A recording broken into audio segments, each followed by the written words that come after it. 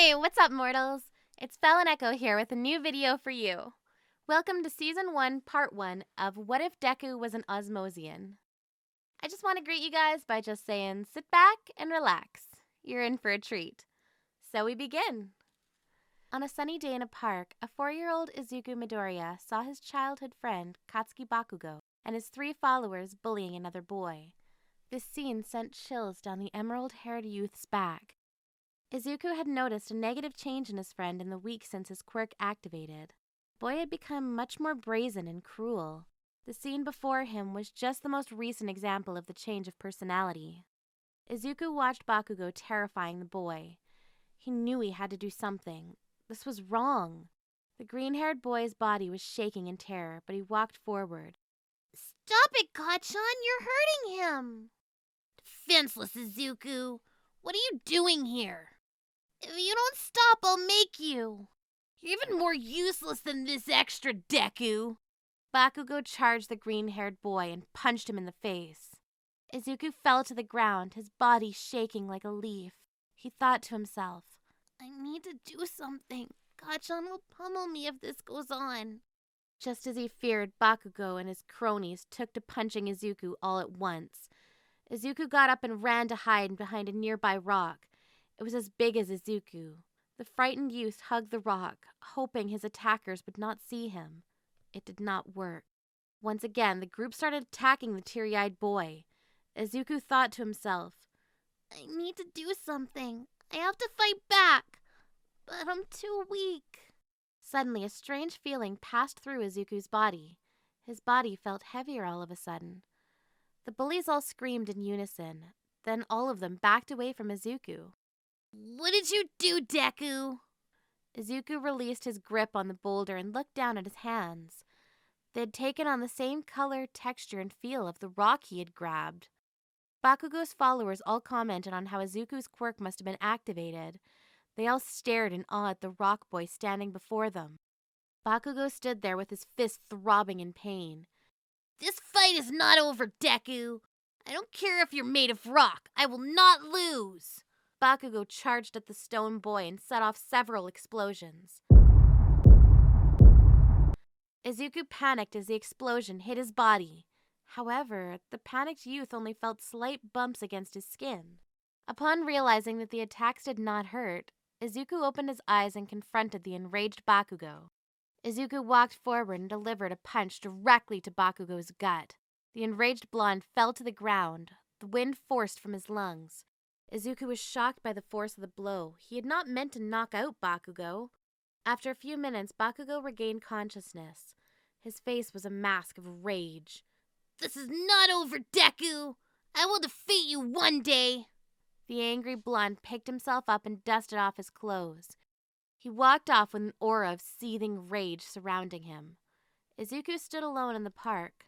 He wondered if he could turn it off, or if he would look like this from now on. Suddenly, his body went from hard rock to soft flesh in an instant. Izuku picked up a random rock. His body did not transform. He then thought about how he was feeling when it happened. His hand then shifted back to a rocky form. Izuku thought this was the coolest thing ever. The excited youth ran all the way home with a smile on his face. When he got home, he showed his mom his new power. Inko put on a happy face for her son, but she harbored a deep dread. She told him that they would go see the doctor tomorrow. The next day, Inko took Izuku to the doctor. They ran many tests in order to get a better idea of how Izuku's power worked. After the tests were done, the doctor came in to meet with mother and son. Well, Mrs. Midoriya, our tests are complete. I have to say, this is unlike any power I have ever seen before. It is quite extraordinary. How so, doctor? Inko's tone had no surprise in it at all as she spoke. Apparently, little Izuku can transform his body into any substance he touches. He can coat his body or become a living version of that substance. However, he needs a large amount of the substance to change his whole body. Of course, the amount does depend on the density. Again, Inko's voice had no sign of surprise or shock in it. I see. What's his quirk called? We have decided to call it Armor Body. We have it labeled as a transformation type. Izuku had been silent until now, spoke in an odd voice. That sounds really cool! I think so too. I've been wondering how he got this power. My files say that you and your husband are both fourth-generation quirk users, Mrs. Midoriya. What powers do you and the boy's father have? I can move small objects towards me. Inko's voice caught in her throat as she spoke. My husband's power is very similar to Izuku's, except he could only change his hand into different substances. Well, that makes sense. Quirks tend to get stronger as they are passed on. Your son seems to have gotten a stronger version of your husband's power. Very interesting. Is Izuku all right to go home, Doctor? Yes, your son has great control, and his power poses no threat to himself or others. It was a concern at the start of the exam. Most kids with transformation types we see have a problem controlling their form change to start with. But Izuku has shown no signs of that. I'm glad to hear that. With that, the doctor showed the mother and son to the front desk. Inko signed some papers, and the nurse gave her the contact information for Izuku's quirk counselor. Inko thanked the nurse, and the two walked out of the building. When Inko and Izuku got home, the small boy was still excited by his cool new power. Inko, though, was full of dread. Izuku, I need you to promise me something. The boy stopped jumping for joy and saw his mother's face for the first time. Are you all right, Mom? I am fine, sweetheart. Izuku could tell she was not all right. I need you to promise me that you will not absorb energy with your ability. Why, Mom? Inko fell to the floor and grabbed her son by the shoulders. I need you to promise me that you won't ever. It could be very dangerous for you. Izuku had never heard his mother use a tone like this. Her eyes were overflowing with tears. The small boy did not understand why his mother wanted him to promise her this, but he could tell that she was adamant about it. Okay, Mom, I promise. Inko let out a huge sigh of relief. She got up from the floor and brushed the tears from her eyes. Thank you, Izuku. The scene passed, and Inko went to make dinner. Izuku tried to get an explanation about the promise, but all his mother had said was trust me. This was not the answer he wanted. Izuku then asked his mom a question that had been on his mind since the doctor's visit. You think I can be a hero like All Might? Inko smiled at her son. Of course you can, sweetie. In fact, I think you could be a hero greater than All Might. Really, Mom? Yes, but you will have to do one important thing. What is that? A hero must always keep his word. That means you have to keep your promises, Izuku. Okay, Mom, I will. Glad to hear it. Time passes, and we next see a teacher standing in front of a classroom of middle school students. The teacher held up a stack of papers in his right hand. I know I should pass out these career aptitude tests. The man then threw them into the air. But what's the point? I know you want to go on the hero track. The students all started to cheer and show off their powers. Yes, you all have some excellent quirks, but you know the rules. No power use on campus. Don't lump me in with these losers, Teach. I'm going to be the #1 hero. These extras will be lucky to end up as a sidekick to some busted D-lister. All of the students made angry faces at Bakugo for his rude and insulting statements. Careful, Kachan. Keep talking like that and you'll end up as a villain instead of a hero. Besides, as long as I'm here, you'll never be #1. Bakugo responded with an irate voice. Deku!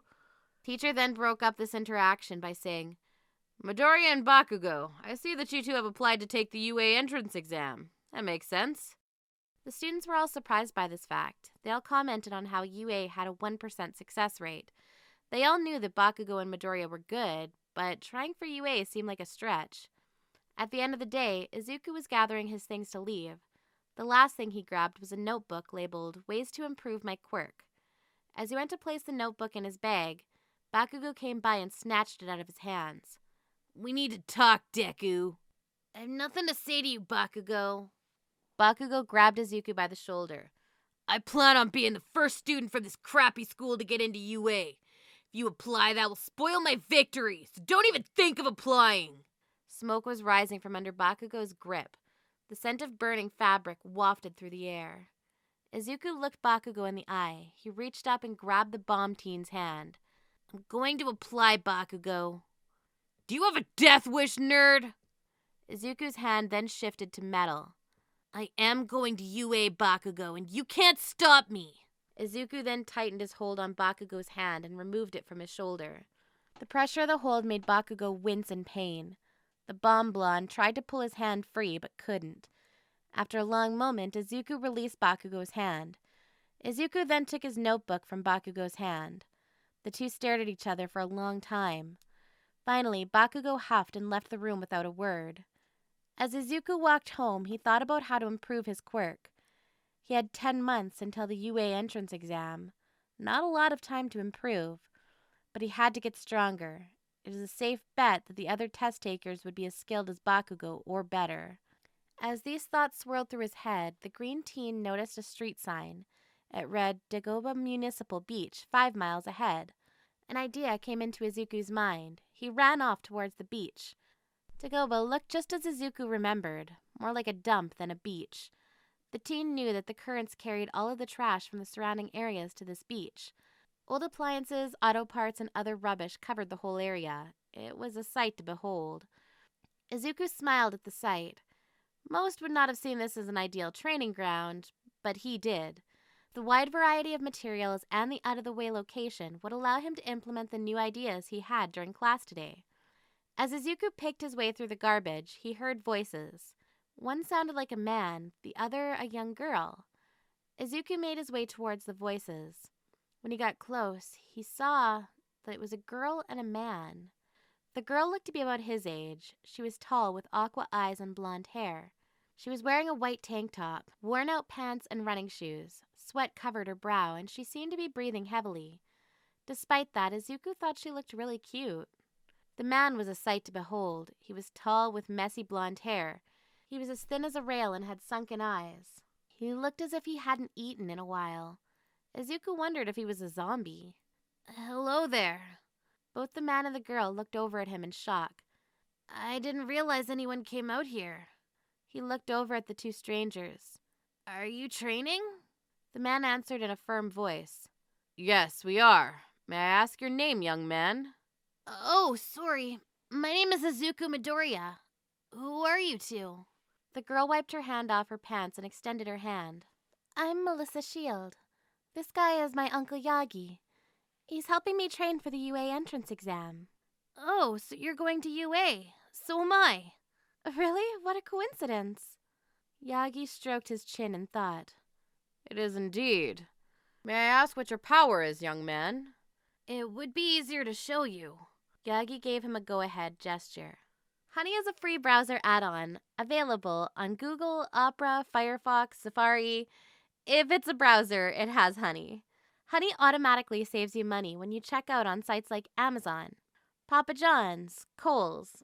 Wherever you shop, it's a good chance that Honey can save you money. All you have to do when checking out at these major sites is click that little orange button and it will scan the entire internet and find discount codes for you. It takes 2 clicks to install Honey. Now, anytime you check out, Honey will scan the entire internet and find coupon codes for you. If there's a coupon code, they'll find it. And if there's not a coupon code, you can be rest assured that you're getting the best price possible, and there is literally not one available on the internet. If you install Honey right now, you can save like $50 to $100 on your shopping, doing nothing. There's literally no reason not to install Honey. It just takes 2 clicks. 10 million people use it, 100,000 5-star reviews. Unless you hate money, you should install Honey. Izuku walked over to a wrecked truck nearby. He placed his hand against the fender of the wreck. Shiny metal coated Izuku's fingers. The coating crept over his body and clothes until they all looked like they were made of metal. That is an impressive power, young Midoriya. Is it just for looks? Izuku smiled at the thin man. He bent down and grabbed a hold of the truck, his metallic fingers digging into the old vehicle. He then lifted the truck into the air as he stood upright. He then gave the heap a toss. It landed on the other end of the beach. Impressive. I'm not done yet. Izuku went over to a nearby refrigerator. The metallic teen placed his hand on top of the old appliance and pressed down hard.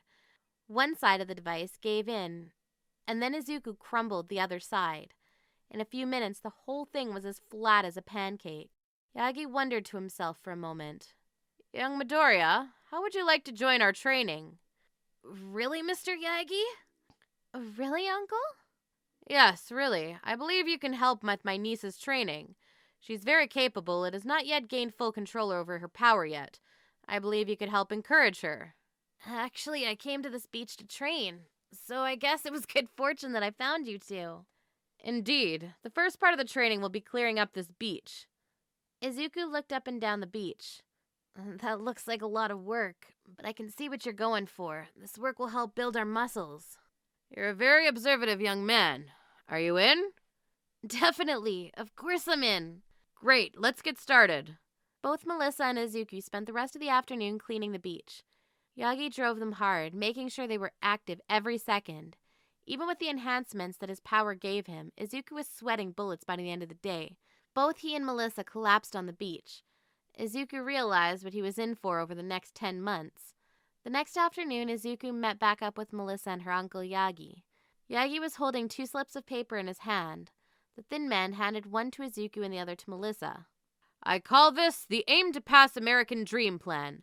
Follow this training plan and you two will see major improvements over the next 10 months. It's so detailed. It even has my sleep and studying scheduled. I plan to push you both super hard. I hope you're ready for it. Both teens gave a hesitant nod to the emaciated man. And so the hardest training of the duo's life began. Every other day, Yagi had the pair cleaning the beach. It was hard and tedious work. Yagi had Izuku do most of the work without using his quirk. This made it much harder. On the last day of the 5th month of training, Yagi stood on a completely clean beach. There was not a single speck of trash to be seen. I am impressed. I thought it would take you two the full 10 months to complete the beach. And look at you two. So much improvement. The teens' bodies had gotten much more toned over the last 5 months. Izuku looked like he had gained at least 20 pounds of pure muscle. Melissa looked like an MMA fighter now, lean and mean.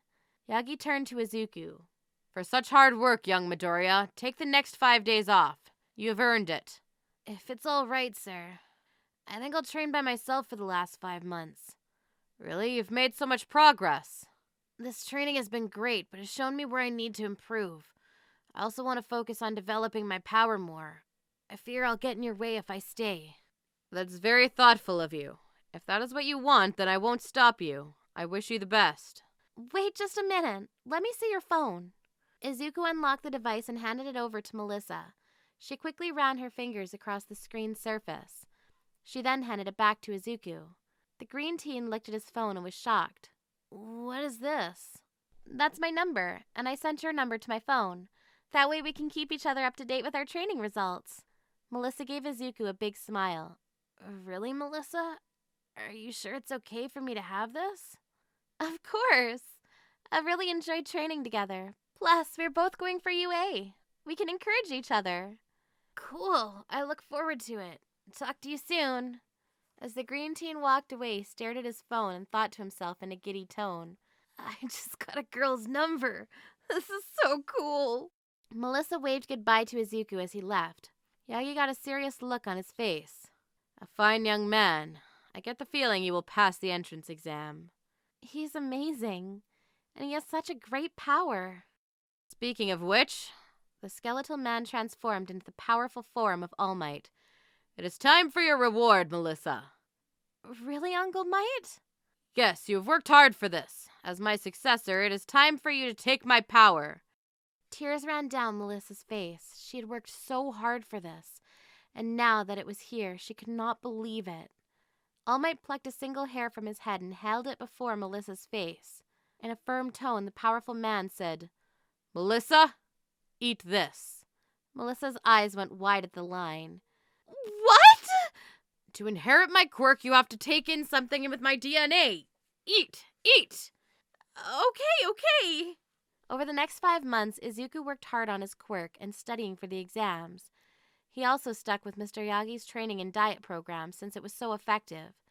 He would talk to Melissa on the phone as often as he could. The viridescent youth always found his talks with Melissa to be very uplifting. In the last week of training, Izuku walked into his house when his phone rang. The name of Melissa Shield flashed onto the screen in big bold letters. Izuku answered the phone with a chipper tone. Hey, Melissa, what's up? Everything's good, Midoriya. I wanted to ask if you wanted to hang out sometime. Izuku's face turned red at the thought. You mean just the two of us? By ourselves? What else would I mean? You can show me the sights. Right, you arrived in the country shortly before I met you. Yeah, and most of my time has been spent training. I'm afraid I do not know any of the good places to hang out. Is your uncle okay with that? It was his idea. He said I should relax a little before the exams. He told me I wouldn't have much time to do so once I got into UA. Sounds like he's confident in your abilities. I wish I could share in that. I figure you'll be a shoo-in. Your power is so amazing. Come to think of it, I never saw you use your power during training. What is it? It's a power type. It boosts my strength and speed, but if I use it too much, it'll injure me. Oh, that's why your uncle was having you do all your work without a quirk. To build up your body so it can handle your power. Exactly. Izuku felt that the girl was hiding something, but he could also tell that she was feeling down. He figured it would be rude to push the subject, so he decided to focus on raising her spirits. I know somewhere we can go. I'll text you the details. Cool. The next day, Izuku made his way to the Kiyoshi Ward's shopping mall, where he planned to meet Melissa. He did have to dodge several inquiring questions from his mom. The kind-hearted woman was wondering about this girl that he had been talking about recently. Izuku entered the mall in a nervous state. This was his first time hanging out with a girl alone. He had to try not to embarrass himself. A few minutes later, he saw Melissa standing by the mall directory. She was wearing a white shirt, pink vest, short brown pants, long pink plaid socks, and brown boots. Her long blonde hair hung loose around her face, a very different appearance than what he was expecting. Melissa saw Izuku and ran over to him. Hey, Midoriya! Hey, Melissa. Is everything all right? Before he could think, Izuku blurted out, I just wasn't expecting you to look so cute is all. The green-eyed youth's face turned the deepest shade of red after he said that. A sly smile crossed Melissa's face. Are you saying I wasn't cute before? Izuku went into an epic rant, trying to get his foot out of his mouth. He continued until he saw that Melissa was laughing at him. Take it easy, Midoriya. I was just teasing you. Is this the first time you've hung out with a girl alone? Is it that obvious? Yes, but it's okay. I haven't really hung out alone with a guy before either. Really? Yes, really. We're both in the same boat. So how about we both just relax? We're here to have fun after all. Okay. Both teens smiled at each other, both feeling the veil of awkwardness lifting. Well, if it isn't Deku. The two teens turned toward the voice to see none other than Bakugo coming toward them. He was followed by two of his cronies. I heard you're still going out for UA. I hope you're ready to lose to me. We'll see. Bakugo's group exchanged a few more insults and threats with Izuku. Melissa was curious as to who this angry boy was. Once the group had finished their rude exchange, they noticed Melissa for the first time. Who's the blonde girl? What's she doing with you, Deku? Melissa had been silent, but now decided to speak up. My name is Melissa, not Blonde Girl, and you're just as blonde as I am. Bakugo's followers commented that Melissa must be an exchange student. She didn't sound Japanese. They also couldn't believe such a pretty girl would be hanging out with Midoriya. Melissa took hold of Izuku's arm and pulled him in her direction. Come on, Midoriya. You promised to show me around. Let's go. Izuku allowed himself to be led away. Who is that? It's a long story. Well, how about you tell me over lunch? I'm hungry. Thank you all for indulging yourself in all this information thus far. I hope you enjoyed it. Now, there are a few more things that I'd like to go over before the video ends. Firstly, I'd like to thank our patrons. BD Flames, Ethan Davis, Terry Chills, Shifter Milas, Adam Zagil, Zill, Zabbeat03, and Joshua Phelps. Secondly, I'd also like to thank all of our YouTube members. Toya Costa, Rob the King, SithLord906, CF2364 and Knuckles, Remu Tempest, Angel Juarez, Donald C. Stewart, Bryant Greer, and Demonized Fox. Thirdly, if you're in the mood for some great storytelling, We the Celestials has you covered. Our We the Celestials My Hero Academia and Naruto What If channels retell the story of their namesake anime with a twist. Check it out if you're interested. Fourthly, on behalf of We the Celestials, I'd like to thank everyone involved in today's excellent content production. Their details can be found in the description below. Lastly, if you're interested in what we do here at We the Celestials, I'd like to extend an invitation to join the team. The only caveat is that we only accept members from 16 years or older to join our crew. You can sign up for whichever category fulfills your interest by joining the recruitment Discord using the link in the description below. We're always looking for members to join us. Well, that's it from us from today's video. So thank you all for watching and have a great day.